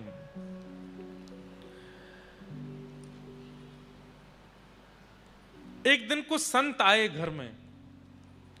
अब इतनी कमाई तो होती नहीं थी पत्नी की, थोड़ी बहुत होती थी जिससे कि बच्चे और ये लोग प्रसाद पा लेते थे। आज का प्रसाद पा लिया, नया राशन शाम को लेके आना था बाजार से। उसी बीच में संतों की टोली आ गई। और प्राचीन भारत में संत जन बता करके पूछ करके नहीं आते थे, बस आ जाते थे। और द्वार पर आकर के बस प्रार्थना भी नहीं, द्वार पर आकर के बस कहते थे कि हम इतने संत हैं, हमारी व्यवस्था करो। अब घर, उस समय के भारत के लोग पूछते भी नहीं थे, व्यवस्था करते थे। संत आए, संत आ गए, आकर के घर में बैठ गए। पत्नी ने प्रणाम किया, पतिदेव भी आए, प्रणाम किया दोनों ने। बोले भगवान बड़ी कृपा। बोले हम 12 मूर्ति संत हैं, अयोध्या से आए हैं काशी दर्शन करने। आपके घर के बाहर तुलसी वन देख करके, गैया देख करके हमको लगा कोई विप्र ब्राह्मण हैं, हम 12 संत प्रसाद पाएंगे, तैयारी करो। अब पत्नी दौड़ी रसोई में, पीछे से ब्राह्मण देवता भी आए, देवी बनाओ। बोले कहां से बनाए, सब तो खत्म हो गया, राशन लेकर के आना है। तो बोले 2 पैसा ले आए राशन। बोले कहां से दें, सब खर्च हो गया इस महीने का, इस महीने की पगार अभी मिली नहीं, कल मिलेगी, फिर राशन आएगा, फिर बनेगा। पत्नी तो व्याकुल हो गई, मैं हमेशा संभाल लेती हूं, इस बार आप संभाल लीजिए कुछ। अब पतिदेव बोले देवी तुम तो जानती हो हम तो कुछ करते धरते नहीं, हम पे तो 1 रुपया भी नहीं है, हम कैसे संभालें, कुछ तो कीजिए। कहीं से भी संत जन बैठे हैं, इधर जामे उधर जामे सब, लेकिन कोई व्यवस्था नहीं बनी। बहुत देर हो गई तो संत समझ गए कि यहां कोई व्यवस्था नहीं है, संकोच में ये हमसे बोल नहीं रहे हैं। संत जन अपने आसन लेके उठ गए, बोले बिटिया फिर कभी आएंगे, आज के लिए जय सिया राम कह करके चले गए। लेकिन आज इतने वर्ष बाद आज उसको बड़ी ग्लानि हुई और अपने पति से लड़ने लगी। आज आप भी अगर कुछ काम धंधा कर रहे होते तो घर की इतनी बुरी स्थिति नहीं होती। मैं घर घर जाती हूं, रोटी बनाती हूं, पगार मिलती, घर चलाती हूं, बच्चों को पढ़ाती हूं। अगर आप भी कुछ कर रहे होते तो कम से कम इतनी व्यवस्था तो होती कि कभी संत महापुरुष आ जाएं तो प्रसाद पवा दें। बस पूरे दिन भागवत जी भागवत जी भागवत जी। अरे बचपन से अब तक आप इतना भागवत जी का अध्ययन करते आए हैं, क्या दिया भागवत जी ने हमको? कुछ भी तो नहीं। आप कहते हैं इनको किताब मत बोलो, पुराण मत बोलो, ग्रंथ मत बोलो, कृष्ण है, कृष्ण है तो देते क्यों नहीं कुछ भी? इतना जीवन आपने समर्पित कर दिया, अपनी पत्नी का ध्यान नहीं रखते, बच्चों का ध्यान नहीं रखते, अपने पूरे खानदान का ध्यान आप नहीं रखते, पूरे दिन वो कृष्ण रूपी भागवत में लगे रहते हैं। क्या दिया भागवत जी ने हमको? जिस घर से संतों को भूखा जाना पड़ता हो, ऐसे घर में भागवत जी को मैं कृष्ण नहीं मानती। देवी ऐसा मत बोलो, तुम अभी जानती नहीं, वो साक्षात श्री कृष्ण है। मैं जब अध्ययन करता हूं मुझे नृत्य करते हुए, बोलते हुए श्री कृष्ण दिखाई देते हैं। तो ऐसा है, फिर आज एक काम कीजिए। बोले क्या? अपनी उठाइए भागवत जी और चले जाइए, घर में संभाल लूंगी, बच्चों को मैं संभाल लूंगी, सर्वस्व आपकी भागवत जी हैं। जिन भागवत जी के कारण हमारे पति की स्थिति ऐसी, संतों को भूखा जाना पड़े, मैं उनको अब घर में नहीं रखने दूंगी। इतनी बड़ी बात हो गई। पत्नी के इतना बोलने पर पतिदेव बोले दुनिया कृष्ण को घर में बुलाती है, तुम घर से निकाल रही हो? देवी इससे ज्यादा अब मैं सुन नहीं सकता, अब तुम रहो अपने बच्चों के साथ प्रेम से, मैं चलता हूं। अपनी पोथी उठाई और रोते बिलखते ब्राह्मण देवता मेरे कृष्ण हैं, मेरे ठाकुर जी हैं, हृदय से लगा करके निकल गए। गंगा के तट पे जाके बहुत रोए, बोले मुझे कुछ भी बोल देती, मेरे को मार भी दे, पीट भी दे, मैं सह लूंगा। हे ठाकुर जी, हे भागवत जी, आपके लिए क्यों कहा? मुझसे ये सहन नहीं होता।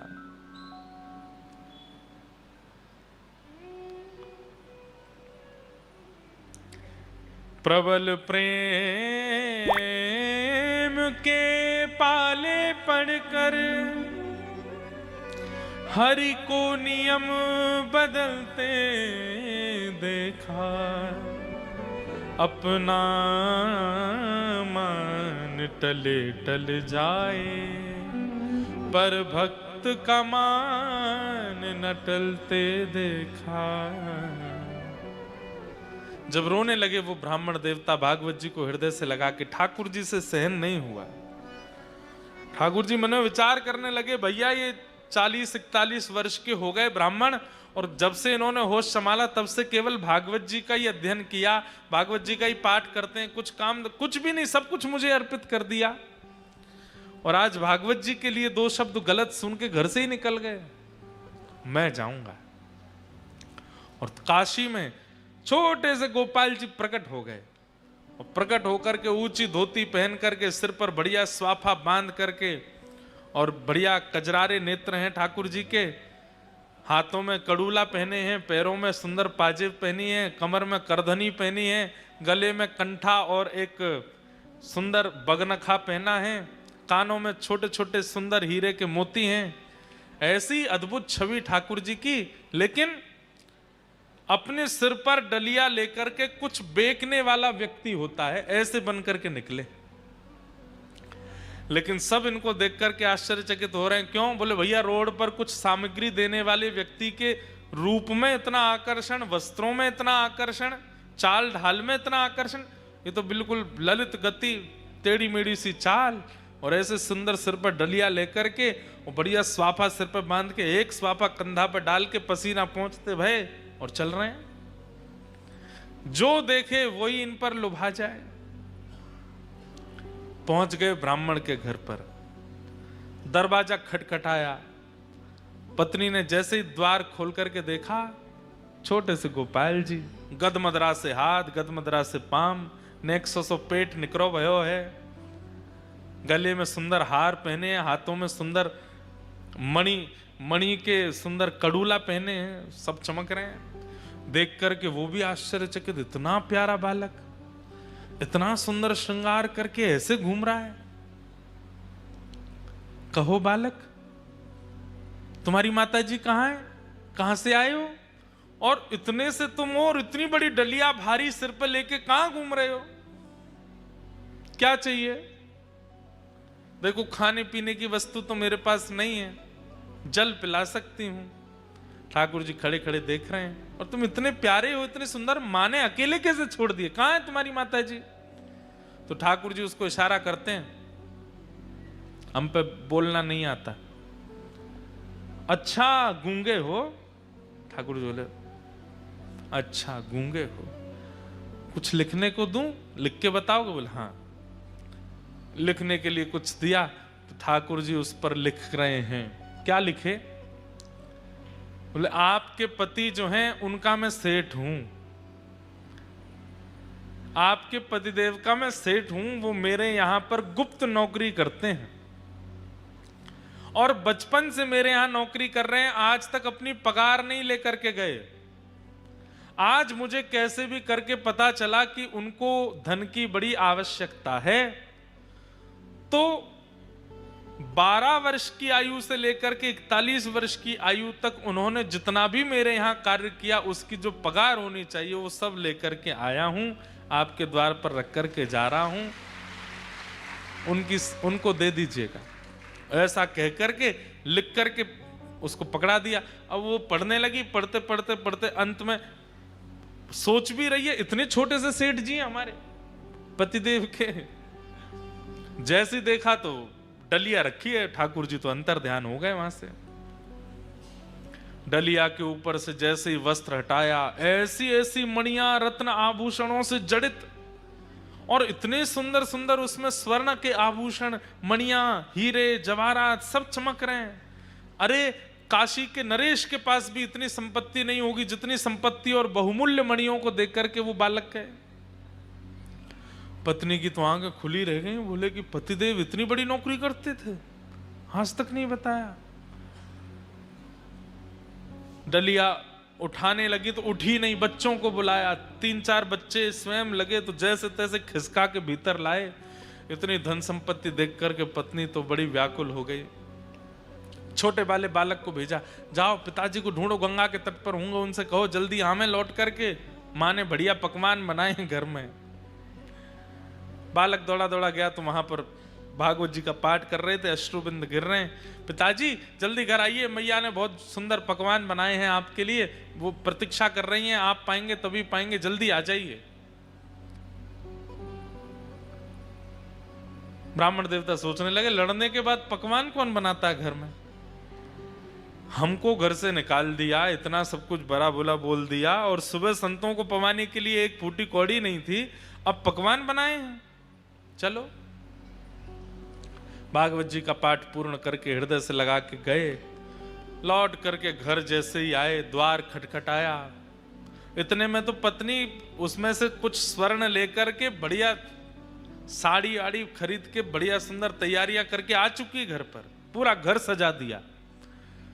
जैसे ही द्वार खुला, अपनी पत्नी को इतने सुंदर वेश में देख करके ब्राह्मण देवता, अच्छा गलती से आ गया हूँ, कोई और घर है शायद आगे वाला होगा। पत्नी बोली, अरे यही मैं ही हूं, कहां जा रहे हैं? देवी तुम हो? इतनी गोरी पहले तो नहीं लगी थी, इतना बढ़िया वस्त्र पहले तो नहीं पहना, कहां से आया? बच्चे आए निकल करके, वो भी बढ़िया सुंदर सुंदर धोती कुर्ता पहन के, तो बच्चों को देख के बोले ये कहां से लाए हो? मैं तो आज इतने वर्ष हो गए, एक एक दो कुर्ताओं में पूरा जीवन निकाल दिया, कैसे आया भाई? ये कौन करके गया ये सब? पत्नी बोली ज्यादा होशियार मत बनिए, सारी पोल पट्टी खुल गई है आपकी। बोले क्या पोल पट्टी? बोले आपकी नौकरी वोकरी के बारे में सब पता चल गया हमको। पतिदेव बोले कौन सी नौकरी, हम कुछ नहीं करते। अच्छा आओ भीतर आओ। भीतर ले जाकर के डलिया रखी थी कमरे में, खोल के दिखाया, देखिए रत्नों की चमकाहट देख करके बोले देवी कहां से चोरी करके लाई हो? बोले चोरी नहीं करके लाई हूं, आपका मालिक आया था, गूंगा मालिक। और एक बात बताइए, इतना छोटा, हमारे बच्चों से भी छोटा था वो, उसको मालिक, लेकिन क्या सुंदर उसका वर्ण, आहा क्या कड़ूला पहने थे, सिर पर क्या सुंदर पाग बंदी थी, उस पर मोती के हार, गले में कंठा, कौंधनी, पैरों में पाजेब, थोड़े थोड़े नील वर्ण के सा अंग। अब ये पत्नी बोलती जाए और पत्नी, ठाकुर जी का चिंतन पतिदेव के चित्त में आ रहा है कि निश्चित ठाकुर जी आए। देवी तुम्हें कैसे पता? उन्होंने बताया। बोले को लिख के दे के गए हैं। जब बोले मुझे दिखाओ कहाँ लिखा है।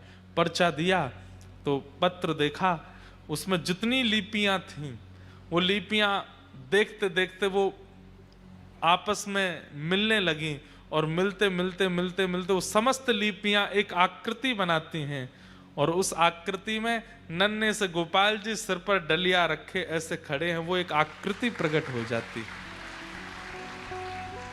नेत्र सजल हो गए, बेहोश हो गए ब्राह्मण देवता, होश में आए तो रोने लगे। देवी वो कहां गए, कहां चले गए, मुझे बताओ ना। अरे सेठ जी हैं, तुम्हें तो पता होगी कहां है। अरे वो सेठ मेरे नहीं है, पूरे विश्व के सेठ हैं, साक्षात ठाकुर जी आए थे। और ये जो बात कहकर के गए ना कि मैंने जीवन भर उनके यहां नौकरी की है, ये भागवत जी ही, मैं अकिंचन भाव से भागवत जी का जो पाठ करता था उसी का वो पूर्ण जो भी मैंने किया है उसका वो सब वेतन देने के लिए आए थे। श्रीमद् भागवत जी को तुम कृष्ण नहीं मानती, वो भागवत जी कृष्ण स्वरूप ही आए थे और ये सब दे करके गए। श्रीमद् भागवत ग्रंथ नहीं है, पोथी नहीं है बंधु, आज आ गए हैं। प्रयास कीजिएगा, अपना आसन संग लेकर के आइए, जिस स्थान पर बैठे हैं नित्य उसी स्थान पर बैठिए, एक एक शब्द ध्यान से सुनिए और सुनने के बाद अपने जीवन में उतारना प्रारंभ कर दीजिए। एक क्षण की भी कथा छूटे ना। आप अनुभव करेंगे 8वें दिन से ही स्वप्न में, अनुभव में, किसी कृपा से ठाकुर जी की अनुभूति होने लग जाएगी। भागवत जी की ऐसी कृपा है। श्रीमद् भागवत साक्षात कृष्ण की प्राप्ति कराती है। 5 वर्ष की भागवत जी की सेवा का फल हमको मिला। श्री गिरधर लाल जी, 5 वर्ष की सेवा होते ही गिरधर लाल जी मिल गए। 5 साल हुए थे कथा करते हुए, तब लाल जी आए। उसके बाद 5 साल और हो गए, 10 साल हो गए। अब 5 साल होते ही अब जनवरी में श्री जी भी आ जाएंगे, तो श्री राधा गिरधर लाल हो जाएंगे। हम तो अपना प्रमाण दे रहे हैं कि हमें 5 वर्षों में ठाकुर जी कुछ कुछ प्रदान कर देते हैं अपने रूप को। आपको नहीं देंगे, सबको देंगे। भागवत जी कृष्ण है। सूत जी महाराज कहते हैं, काल व्याल मुखग्रास त्रास निर्णास हेतवे श्रीमद् भागवतम शास्त्रम कलौ कीरेण भाषितम। भागवत जी ही कलयुग में कृष्ण प्राप्ति करा सकती, उनका आश्रय ले लो। तब पूछा गया कि इन भागवत जी का आश्रय किसने लिया है, कृपा कर उनके बारे में बताओ। तब बताया कि श्री नारद जी महाराज ने भक्ति ज्ञान वैराग्य की पुष्टता के लिए भागवत की कथा कराई, और उस कथा में सनक सनंदन सनातन सनत कुमारों ने कथा सुना करके भागवत जी से भक्ति ज्ञान वैराग्य को युवा किया। भक्ति सुतौ तौ तरणौ गृहीत्वा प्रेमैक रूपा सहसा विरासीत्। श्री कृष्ण गोविंद हरे मुरारे, हे नाथ नारायण वासुदेव, नाथेति नामानि मुहुः वदन्ति। बंधुओं, चाहे वो मीराबाई हों, चाहे वो सूरदास हों, चाहे आपके नरसिंह मेहता हों, श्रीमद् भागवत जी का आश्रय सबने लिया। हमारे स्वामी श्री हरदास जी महाराज तो वो कैसे पंक्ति में एक में कहते हैं कि प्रथम सुने भागवत भक्ति रस मुखवाणी, ऐसे करके है ना, हो तो हमको भेजना, हम सुनाएंगे। स्वामी श्री हरदास जी महाराज जिन्होंने श्री कुंज बिहारी लाल जी को वृंदावन में प्रकट किया, उन्होंने 7 सोपान बताए, बहुत सुंदर हैं। अभी हमारे पास आ जाएंगे तो आपको बताएंगे। 7 सोपान बताए। उनमें सबसे पहला सोपान, सोपान मतलब सीढ़ी, कृष्ण प्राप्ति की, भगवत प्राप्ति की 7 सीढ़ी हैं, उसमें सबसे पहली सीढ़ी बताई भागवत जी। कोई व्यक्ति सीधे नाम आश्रय ले ले, कोई व्यक्ति सीधे धाम आश्रय ले ले, कोई व्यक्ति सीधे सेवा आश्रय ले ले, लेकिन भागवत जी का आश्रय अभी तक नहीं लिया है, तो हम स्पष्ट कह दें, नाम में भी अपराध बनेगा, धाम में भी अपराध बनेगा, सेवा में भी अपराध बनेगा।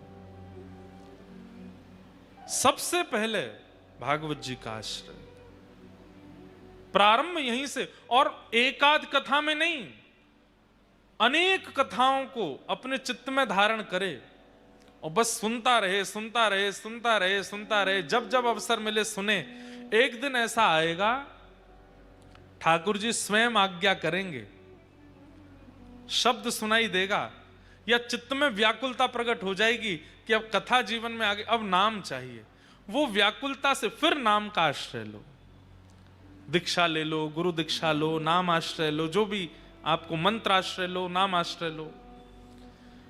अब आप अष्टाक्षर मंत्र करते हैं या कोई भी मंत्र करते हैं, लेकिन भागवत जी नहीं सुनते, तो आपके मंत्र जाप में, नाम जाप में होता है ना, कई लोग, महाराज जी मन नहीं लगता, नींद आ जाती है, इधर उधर मन चला जाता है, माला छूट जाती है, हाथ से गिर जाती है, पूरी होते होते होते फिर हाथ से छूट जाती है, फिर ढूंढते हैं, शुरू से करते हैं। ये सारे अपराध क्यों बनते हैं? क्योंकि नाम आज्ञा कर रहे हैं, बोले पहले भागवत जी की शरण लो, पहले समझो तो सही कि भागवत का स्वरूप क्या है। तो सबसे पहला आश्रय भागवत जी का लेना है। तो स्वामी जी महाराज क्या आज्ञा करते हैं, सुनो।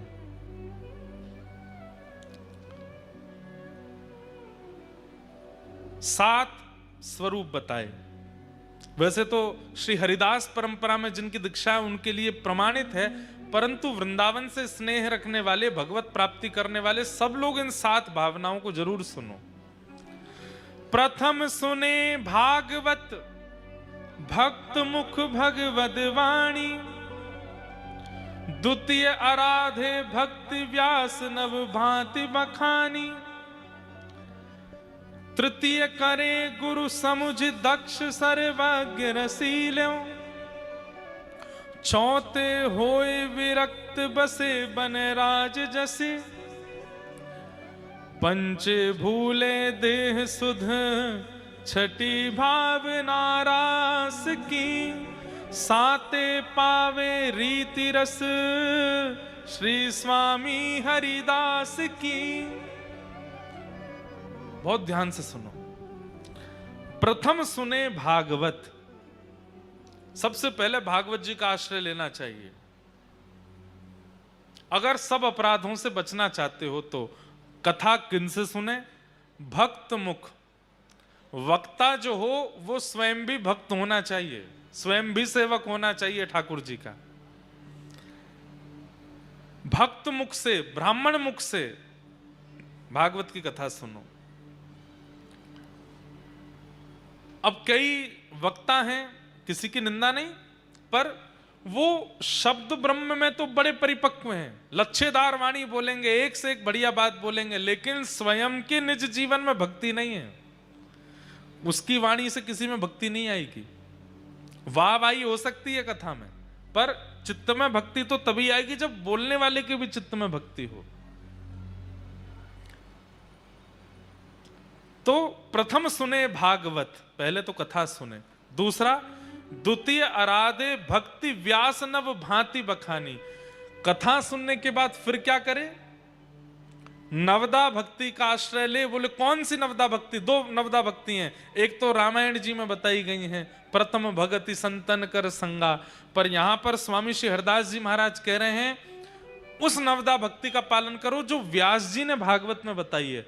श्रवणम कीर्तनम विष्णु स्मरणम पाद सेवनम अर्चनम वंदनम दास्यम सख्य आत्मनिवेदनम।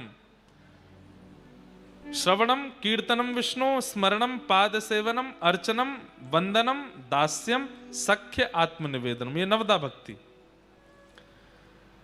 इन 9 भक्तियों को धीरे धीरे जीवन में लावे, कथा भी सुनता रहे और 9 भक्तियों को जीवन में चित्त में उतारना प्रारंभ करे अगर कृष्ण प्राप्ति करना चाहते हैं तो। तृतीय करे गुरु समझी दक्ष सर्वज्ञ रसीलो। फिर इन चीजों के बाद क्या करे? बोले तीसरी चीज अब गुरु बनावे, अब गुरु का आश्रय ले जीवन में। कई बार देखा देखी गुरु बना लेते हैं कि कोई मित्र के साथ चले गए गुरु बना लिया, दादी पकड़ के ले गई दीक्षा दिला दी, पतिदेव की जिद थी इसलिए दीक्षा हो गई, या उनके नहीं। दीक्षा एक प्रकार का संबंध है गुरु के प्रति, एक जैसे पिता का संबंध वैसे गुरु। उससे पहले ये 2 चीजें होनी चाहिए, भागवत की कथा सुने और नवदा भक्ति का पालन करे। फिर तृतीय आराधे गुरु। और गुरु कैसे होने चाहिए? सर्वज्ञ रसीलो। गुरु कैसे होने चाहिए? बोले रस युक्त होने चाहिए, जिनकी वाणी में, जिनके शब्दों में, जिनके विचार व्यवहार में रस पक्ष मजबूत हो, ठाकुर जी की रस वार्ताएं हों, उनको गुरु बनावे। दक्ष सर्वज्ञ रसीलो। चौथे होए विरक्त। और फिर गुरु दीक्षा लेने के बाद फिर चौथा काम क्या करे? बोले चौथे होए विरक्त बसे बन राज जैसे। फिर धीरे धीरे गुरु दीक्षा के बाद अब योजना बना लेनी चाहिए। बोले क्या? अब वृंदावन बसना है, अब धीमे धीमे धीमे धीमे धीमे धीमे वृंदावन की वास की इच्छा प्रकट होनी चाहिए चित्त में। सबसे धीरे धीरे विरक्ति आवे, संसार के जितने उपभोग आदि हैं धीरे धीरे उनको छोड़ना प्रारंभ करे और फिर वनराज वृंदावन में बसने का प्रयास करे। देह से वृंदावन में नहीं बस पा रहे हैं तो फिर वृंदावन को चित्त में विराजमान करे, चित्त में वृंदावन आवे। ये चौथी स्थिति। चौथे होए विरक्त बसे वनराज रसीलो। और पंचे भूले देह सुध। अपनी शरीर की सुध भूल जाए। पंचे भूले देह सुध। और देह सुध भूल करके बस सेवा में निमग्न हो जाए। अभी हमको देह स्थिति पता है, कब सोना है, कब उठना है, क्या खाना है, कैसे खाना है, क्या पहनना है। तब ऐसी हो जाए बस कृष्ण मन कृष्ण तन, कृष्ण ही हमारो धन, आठों याम ऊधों में कृष्ण ही सब काम है। तो पंचे भूले देह सुध छठी भावना रास की। और देह सुध भूलने के बाद छठवीं स्थिति क्या करे? बोले अब रास का चिंतन करे।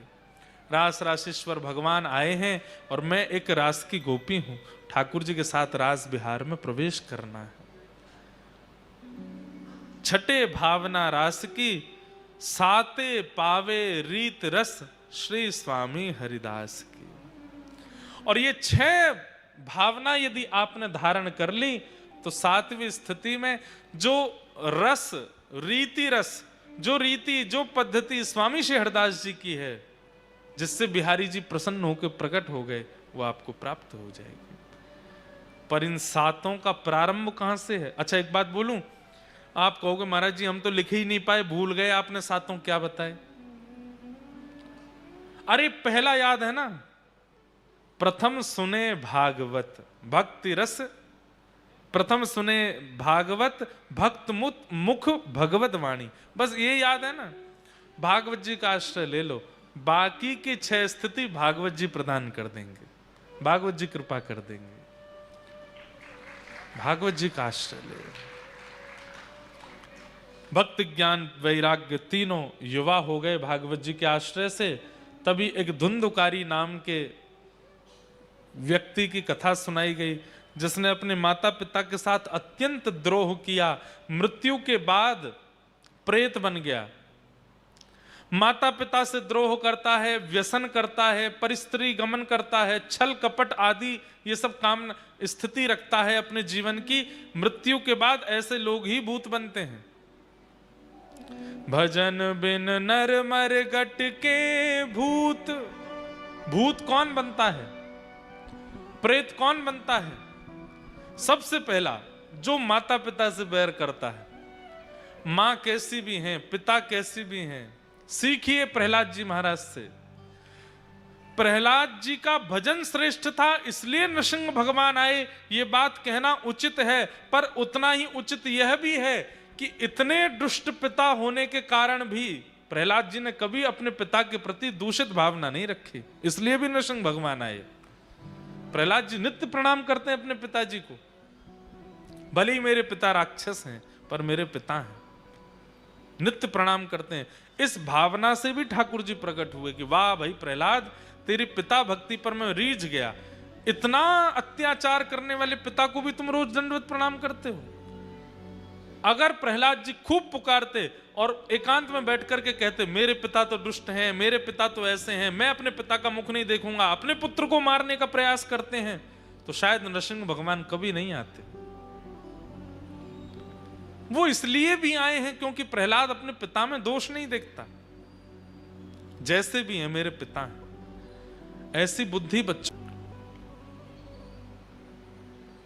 लेकिन माता पिता के प्रति द्वेष बुद्धि रखने वाला वो व्यक्ति मृत्यु के बाद प्रेत बनेगा, निश्चित बनेगा, उसको प्रेत योनि में जाना पड़ेगा। धुंधुकारी ऐसे प्रेत बने हैं, गया श्राद्ध करने से भी मुक्त नहीं हो पाए। तब सूर्य नारायण भगवान ने आज्ञा करके इनके भाई गोकर्ण जी से कहा भागवत की कथा कराओ, क्योंकि अत्यंत कठिन प्रेत योनि में गया व्यक्ति गया श्राद्ध से भी मुक्त नहीं हो पाएगा, उसके लिए तो भागवत की कथा ही करानी पड़ेगी। श्रीमद् भागवती वार्ता मुक्तिदानेन गर्जति, प्रेत पीड़ा विनाशिनी, प्रेत पीड़ा से मुक्ति प्रदान करने वाली तो भागवत की कथा है। तब श्री गोकर्ण जी महाराज ने अपने प्रेत बने भाई का संकल्प लेकर के कथा की, और 7 दिन की कथा होते ही श्री धुंधुकारी एक दिव्य रूप धारण की और विमान में बैठकर के भगवत धाम को प्रस्थान कर गए, प्रेत योनि से मुक्त हो गए। ऐसी भागवत जी की कथा। मैं यहां एक बात कहता हूं, मृत्यु के बाद प्रेत बनने पर भागवत जी जब मुक्त कर देती हैं, तो मरे हुओं को जब मुक्त करती हैं, हम तो जीवित हैं, हमको मुक्त नहीं करेंगी? निश्चित मुक्त करेंगी। इसलिए भैया ऐसी भागवत जी की शरण में आइए। आज प्रथम दिन कथा का महात्म को हम विराम देते हैं, विश्राम करते हैं। कल कथा 7 बजे से समय है, 7 साढ़े 7 के बीच में हम हर हाल में आ जाएंगे। कथा चलेगी 10 बजे तक, ताकि जो दूर से आ रहे हैं उनको जाने में कोई दिक्कत ना हो, वो सब भी जा सकें। प्रेम और भाव से सब लोग हमारे साथ गाओ। गोविंद गोविंद गाइए रे भजो, राधे गोपाल कृष्ण गाइए। गोविंद गाइए रे भजो, राधे गोपाल कृष्ण गाइए। ओ गोविंद गोविंद गाइए रे भजो, राधे गोपाल कृष्ण गाइए। गोविंद गोविंद गाइए रे भजो, राधे गोपाल कृष्ण गाइए। गिरधारी गिरधारी गाइए रे भजो, राधे गोपाल कृष्ण गाइए।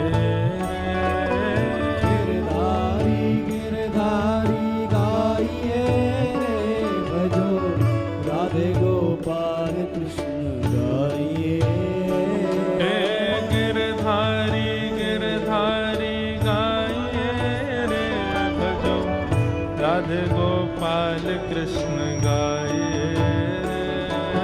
गिरधारी गिरधारी गाइए रे भजो, राधे गोपाल कृष्ण गाइए। श्री द्वारिकाधीश जी की ध्वजा जी पधारी हैं। और हमारे यहाँ ऐसी मान्यता है कि ठाकुर जी की ध्वजा जी अगर कहीं जाती हैं तो स्वयं ठाकुर जी उस रूप में पधारते हैं। बोलो द्वारिकाधीश की, श्री राजाधिराज महाराज की। हे गोविंद गोविंद गाइए रे भजो, राधे गोपाल कृष्ण गाइए। गोविंद गोविंद गाइए रे भजो, राधे गोपाल कृष्ण द्वारिका माँ कौन छे, राजा रण छोड़ छे। हे द्वारिका माँ कौन छे, राजा रण छोड़ छे। हे सुदामानो मित्र छे, राजा रण छोड़ छे। हे गायोनो गोपाल छे, राजा रण छोड़ छे। हे ब्रजनो गोपाल छे।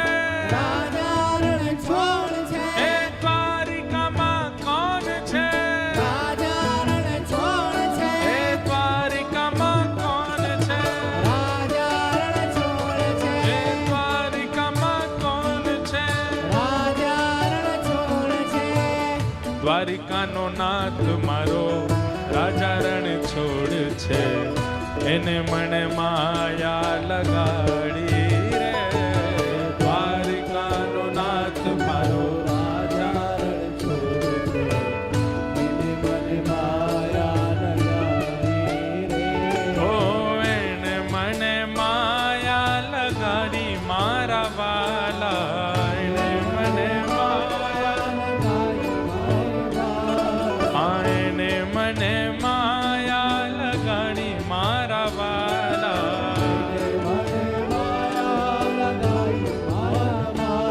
ઓ એને મને માયા લગાડી રે, એને મને હે ગાયોનો ગોપાલ મારો રાજા રણ છોડ છે, એને મને માયા લગાડી રે।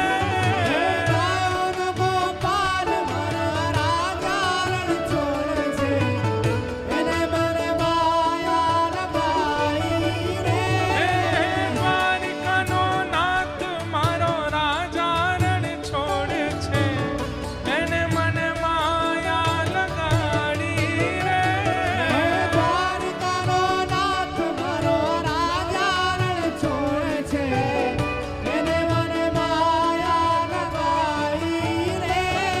એને મને માયા લગાડી મારા વાલા।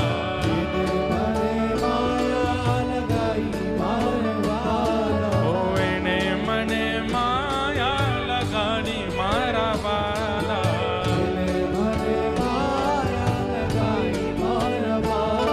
ઓ એને મને માયા લગાડી રે, એને મને આવો।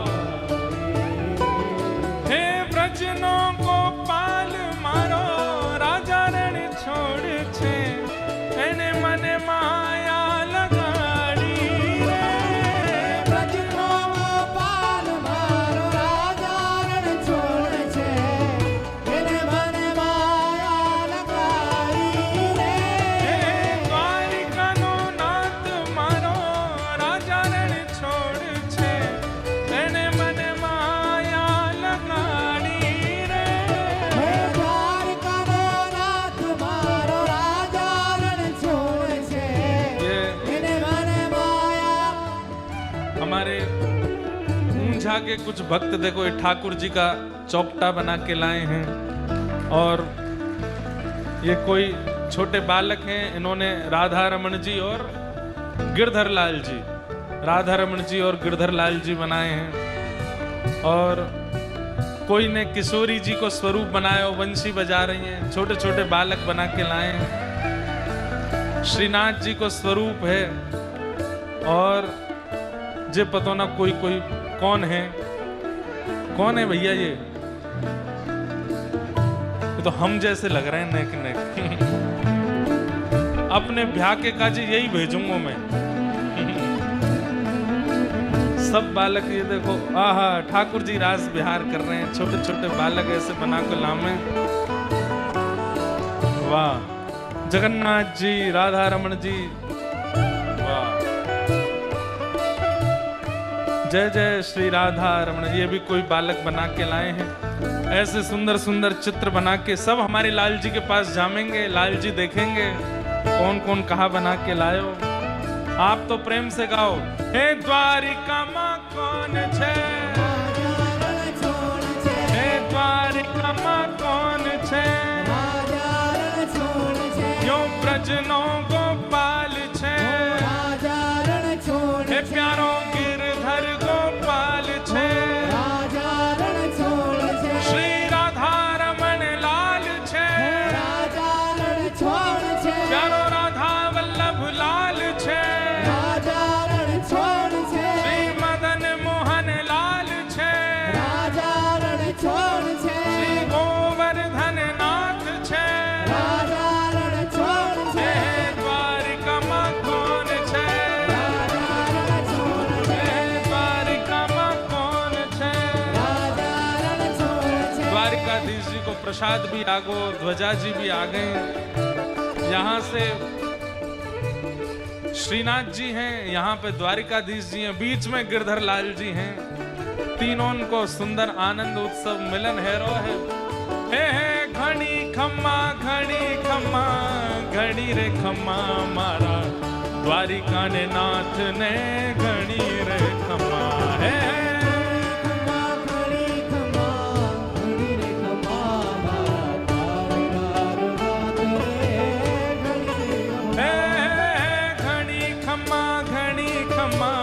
घड़ी रे खम्मा मारा, द्वारिका ने नाथ ने